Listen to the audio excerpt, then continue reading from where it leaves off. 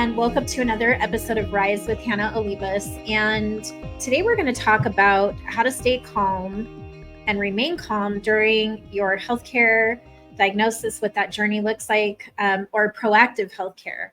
And I am joined today with Dr. Soma Mandal, who is a board certified internist. She is doing incredible things, very vested in women, mental health space, women who are going through menopause. Like there's so many things that we're going to talk about today. And I'm really excited to do this conversation with you. And I just want to welcome you to the show. Thank you for joining me today. Thanks, Hannah. So you wrote a book, and I want to talk about that first. So this book that you wrote, Dear Menopause, I do not fear you, which is a very profound statement. A modern woman's guide to thriving through life. So let's talk that. Let's start right there. Where did this come from for you? Well, I've been in practice for 24 years now, and I'm obviously a woman myself. And it's always amazed me that, on a personal level as well as a professional level, how women go through these different stages. We go through puberty, we go through, possibly having a baby, and all the changes that happen associated with that, breastfeeding and everything. And then we hit this stage of menopause. And I'm always astounded by how many women, don't know about what's going on in their bodies. It's like a second puberty, and women are like, what's going on? I don't understand why I'm having this and this and this and what's happening to me. And in no way am I blaming anybody. It's obviously there's a lack of awareness, a lack of education regarding this, whether it's in medical school or just mainstream media where women don't have the information as to what is going on with their health. So is this book a composition of your personal experience in the sense of being the doctor, but is it also personal from you being the woman? So it's supposed to take a kind of a lighthearted approach, not take it too seriously. There's nothing really deep in the book, but it gives you a brief understanding of what's happening on a chemical basis, on a hormonal level, what the symptoms are, how it can show up in various ways, what to be aware of, what the risks of menopause are. And then there are a lot of debunking of certain myths, like, what menopause is associated with and not. And then finally, I go into treatments that are available for women who are having issues with menopause. What is one of the myths that you constantly find yourself having to debunk? So a lot of women think that when they go through menopause or they're menopausal, that their risks of breast cancer go up. And that is a myth. Your risks of breast cancer don't go up because of menopause. However, they do go up because you are getting older. Another myth would be that there are no treatments available when you're going through menopause. And there certainly are. And, I just mentioned that there's a lack of awareness on the level of many different,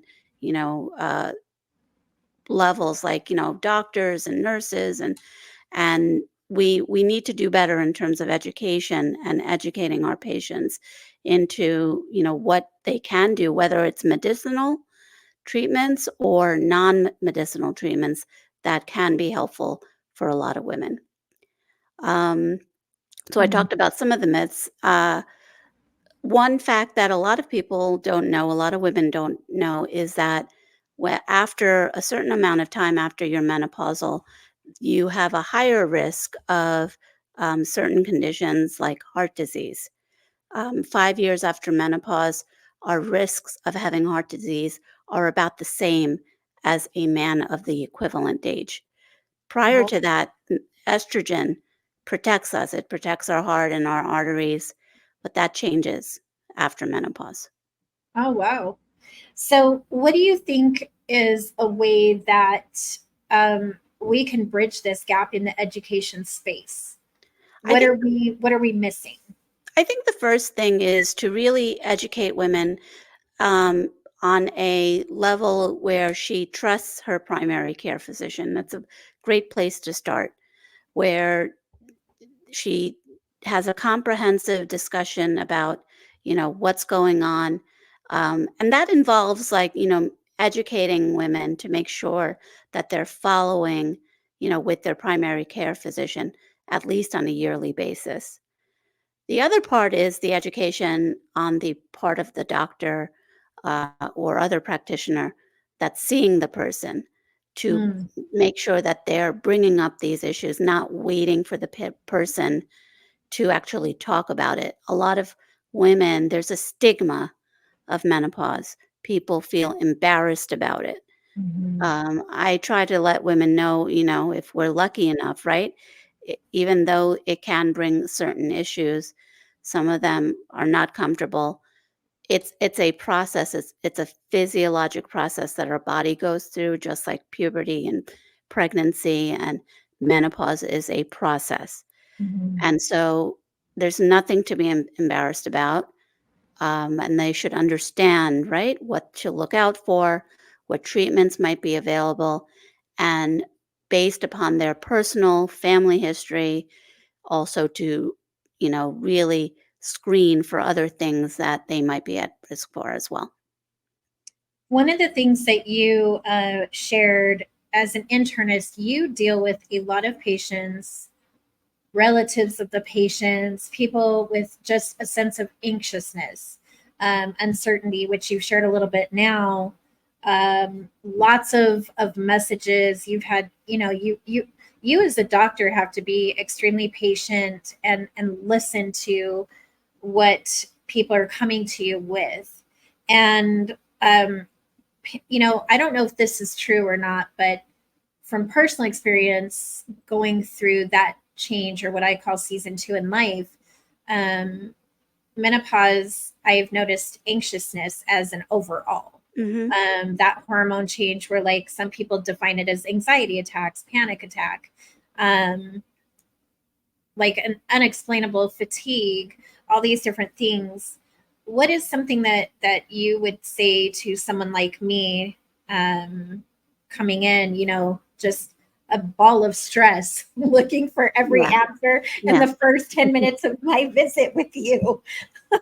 I could tell, right? And I get it, because I always tell people, like, I'm not just a doctor, I'm a woman, and I am a patient myself. So I see other doctors, I've had health issues, right? So it's natural to get worried, right? Mhm. Especially if you want to live a healthy life, which we hopefully all do, and if you have a family. But, the first thing is, and then when we live in the age of Google, and, a lot of patients get this sheepish look on their face, because, and I never yell at anyone, but I always have this gentle conversation, when they bring up the Google. I'm like, okay, what did you find? Right. And they will inevitably list, right, all sorts of horrific things, including cancer. Right. Mhm. And so I'm like, okay, you've definitely, what we call in medicine, you found the zebras, that's what we call the things that are the outliers. Not that cancer can happen, as you know, but that's usually not the case. So the first thing I tell them is that, and this may be over the phone or over the portal where I'm not necessarily seeing the patient, like, you have to stop Googling, because you're not necessarily getting the most informed answers. Mhm. So, we need to, like, reserve some time, whether I can talk to you via a virtual visit, or you come in and we have this, face to face conversation, and we can, go over everything that you're concerned about. And I, usually tell my patients, like, try to stay calm, try to be in the moment, practice relaxation techniques like, meditation, yoga, go for a walk, just to get some fresh air. And if you're really, really anxious, reach out to someone, not someone that might make you more anxious, Right. Yeah. but someone is level-headed and can be calm, and can kind of talk you down from the ledge and, keep you calm, keep you reasonable, and be a supportive person for you. So in my own findings through the medical, journey, and when I go to doctors, we're always so nervous that we forget every single thing we want to ask. And I remember a doctor telling me, before you come see me, write your questions out so you don't forget, or bring someone with you. And, COVID kind of changed some of like bringing someone with you to be that extra ear. So I've always I keep a medical journal, Hmm. and I try to be, because I think a lot of people don't realize how many people you see in a day, Right. and the mental space and capacity that you have to hold up in here for each one of the patients that walk through. So there's this limited amount of time. So he's like, always focus on what's most important, what's most emergent, what's most immediate. And that's where you start. That's what you express to your doctor first. But if you go in wired, and then the doctor has to sit and try to kind of, move the tumbleweeds to figure out what it is that you're saying. Um, so I guess my question is would you advise, patients to come in with some questions, like to help them convey how to Yeah. address what it is they're trying to figure out? Do you find that helpful to I, you I as the doctor? I do. I find it helps structure the appointment. It's much more efficient, where people don't have to sit there and try to remember what it is that they were concerned about. And even afterwards, where people might remember, like, 10 minutes after they leave, where then we have to, like, go back and forth on the portal, which is not always the best way to address Right. things. So I often find that to be helpful. And I encourage my patients, and sometimes they apologize, like, they take out their list and they're like, sorry in advance. And I'm like, no, that's actually perfectly okay, because it makes our appointment much more efficient. What made you even decide to want to become a doctor? Because that's a huge decision. I'm not sure, honestly. Like, it was this thing that happened. I just remember being 5 years old. And I think at that time, I thankfully was healthy, but I had, an allergist. I had allergy shots, and somehow I got into my head that I wanted to be a doctor. And my father at that time was a asthma sufferer, and Mhm. I just wanted to help him feel better. And I put the two together, and I was like, okay, I'm going to be a doctor. And that's the only thing that I ever wanted to be at that time. So I pursued it, and here I am. Wow. So you focus a lot on the mental health space too. What is behind that passion? I think, as I progressed in my career, I realized that there is such a connection between our mental health and our physical health. And we're finding out all sorts of connections with, the brain gut axis, so there's more to be learned about all of that. But, we know, for example, patients who have a positive mindset do better when they're diagnosed with certain things like heart issues and cancer. So it's really important for me to address the mental health aspects when I have my patients in the room, because it's not just about their blood pressure and their blood sugar and their cholesterol, right? You Mhm. have to make sure that if they're feeling depressed and anxious, right, they're not necessarily going to want to be healthier. They Mhm. So it's really important to make sure that their mental health is being addressed as well. So when we talk about mental health, that comes with that anxiousness, depression. Some people are in the low of lows, and then you're telling them, go out and exercise. Go eat healthy, but you just said it. Some people aren't there. Yeah. They're just not, they have nothing left to Yeah. do or give. And Yeah. how can we make a difference? What can we do more to bring people out of that space? I think, you're taking small, slow steps, in those cases where you may suggest them to reach out to a family member or a relative where, they get encouraged to maybe take a walk or go to, whatever event or to the gym with someone else. So that motivation, if it's not there, someone else, can help them with that. But often, right, these kind of patients don't necessarily have anyone. I have, especially in the elderly population, I'll have patients who don't have that social connection. They may not have any kids or other family members to help them. So that's where, my job becomes very important to see them more frequently.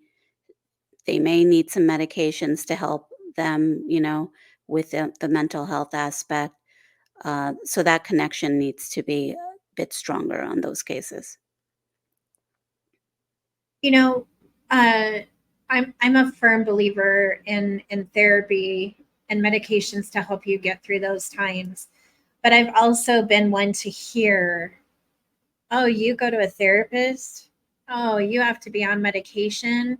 And it's, a lot of people identify that as giving up or a weakness or a crutch. And what are your thoughts on that? I when I see women and men in this state where they're just, it's the low valley, the low of the lows, and they need that extra help, but they're so afraid. Oh, I don't want to go on meds. Like that's the worst thing. And but the reality is I don't believe it to be a weakness or a crutch. I believe it's there to help. Oh, How oh, do you how do definitely. you Yeah. how do you get people to see that? Yeah, I mean, I tell them about, do you know how many patients I have that are the CEO of this company and, the Mm, president of that company and, they own their own businesses and, they are functional, they are productive members of society, they are parents, they are PTA members, right? All sorts of stuff. And, they, need this medicine because they suffer from depression and anxiety. So, I try to kind of destigmatize all of that mhm, because, whether that there's more of an awareness, which I can share with you, like when I was in the beginning stages of medical school, I remember one of our classmates suffered from depression and there was like a in the rumor mill like, did you hear she was on Prozac, right? And I was in my mind I was like, yeah, but like why is that? And this is in medical school, right? I was like, mhm. why is that such a taboo, right? So, that's when I realized that, people don't necessarily feel that Mm. depression, anxiety, whatever mental illness that people experience, that these are real things. It's in your imagination, but it's not. It is an organic illness that people have and their treatments and people shouldn't have to feel that, that they're not, functional members of society because of it. Oh, I cannot even tell you how many times I've heard people say it's in your head. And in my head, I'm like, it is. It is. But it's also a very realistic feeling. And until you've experienced which I don't wish on anyone, but until you've actually walked the walk and experienced those things, some people just don't understand or they don't want to. Right. But when you talk about people, CEOs, people who are in high positions who need help, who have mental health issues, um, they're held to a higher standard. Like they're invincible. They have, the whole world in their hands, and life is pretty imperfect. But the reality is they go through the same things, you know. And they shouldn't be questioned. I love where this conversation is going. So you talk about challenging your negative thoughts. Yes. I How call it can we do that? I call it tapping yourself on the shoulder, like physically taking your hand and going like this, tapping yourself on the shoulder and saying to yourself, "Okay, I'm doing it again, and I have to stop, like going down that rabbit hole of like, oh, what ifs, what ifs, what ifs, because Mhm. those what ifs are going to just make you feel more negative, more anxious, more scared. So for each negative thought that you have, replace that with a positive thought. Oh my God, I think I might be really sick. No, I don't know yet. I'm waiting to speak with my physician. And once I do that, I'm sure things will be better. I'm having chest pain. Oh, I think I might be having a heart attack. That might not be a good example because you should call your doctor if that's happening. I'm having whatever it is, right? And you think the worst. I don't know what's going on, but I'm going to reach out and call my physician and get checked out. So just like replacing each thought with a positive one. I think that comes with, time and discipline. Because when we're in that moment, it's kind of, I always say fight or flight. You either want to fight or you want to run. Right. But you kind of have to, like what you're saying, replace the negative thought with the positive thought.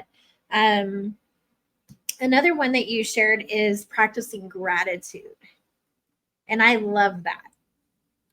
Um, focus on the good things, taking it one day at a time, one step at a time. But when you're in that moment, how would you tell someone, hey, stop and focus on what you're thankful for? Yeah. I saw a patient yesterday and he had some minor lab abnormalities, and I was asking him, "Hey, your sugar's normally normal, and I'm noticing that your cholesterol went up a little bit." And we delved into a conversation where he was telling me that he was going through a lot of life stressors. And so I Mm. asked him, right, like, okay, that's likely impacting you, the stress in these ways, and that's probably causing your sugar to be a little high. Like, but what are you doing to focus on the stress to manage it better? And he's like, I'm practicing gratitude. I'm grateful that I have a very good wife, a loving son, that I'm doing very well in my company, that I have help to take care of my mother. So I was really impressed by him. Uh, he took whatever struggles that he is experiencing, and a lot of that was focused around what I just mentioned: his family, his stress, Mhm. and work. But he took it and he focused on the positive instead of saying, "I'm dealing with this and this and this," and it's actually helping him to propel forward. So, in your profession and in the years that you have been a doctor, what is the number one thing that most people come to you about? I think it depends. Like with women patients, you know, th- a lot of them are concerned about weight gain that happens through Mhm. various stages. It could be, it's many different things that I can't pinpoint one specific thing that people come to me about. But most of my patients want to stay healthy and live the healthiest life that they can. So it can look different for each person. Well, I want to thank you for being with me today. And I think, anytime I've had the honor to talk to someone from the medical profession, to hear the other perspective, the other side, what we don't see behind the closed door on your end, it gives people a better understanding just how dedicated you are to helping, you know, individuals. And I really, for those who are listening and watching today, her book is called Dear Menopause, I Do Not Fear You. which I love that title. Where can we find this book? You can find my book on my website, somamandalmd.com. You can also find it on leading bookstores like Amazon as well. Okay. Well, I appreciate your time. I know you are a busy woman making changes for all of us, and I appreciate you taking the time today to come on with me, Dr. Soma, and I wish you all the best, and I look forward to reading your book. Thank you.